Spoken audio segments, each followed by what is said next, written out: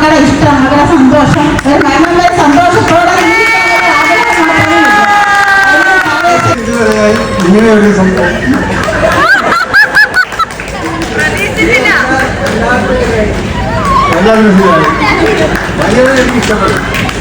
നന്നായി ഇഷ്ടപ്പെട്ടു. എന്താ കല്യാണം കഴിക്കാത്തേന്ന് പറയും. ആള് പറയും ഞാൻ കല്യാണം കഴിക്കുന്നില്ല. കല്യാണം കഴിച്ചാലേ ജീവിക്കാൻ പറ്റൂല, ഒരാണുങ്ങളില്ലാണ്ട് നമുക്കെന്താ ജീവിക്കാൻ പറ്റില്ല എന്നുള്ള ഒരു ഡയലോഗ് എന്നോട് എപ്പോഴും ചോദിക്കുന്നതാണ്.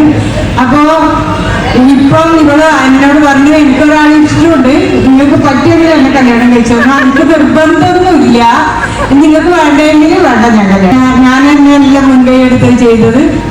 എൻ്റെ മോള് ഇവർ രണ്ട് അക്കുവായാലും എൻ്റെ ദേശമായാലും എപ്പോഴും മരണം വരെയും ഒരു പിണക്കമൊന്നും ഇല്ലാണ്ട്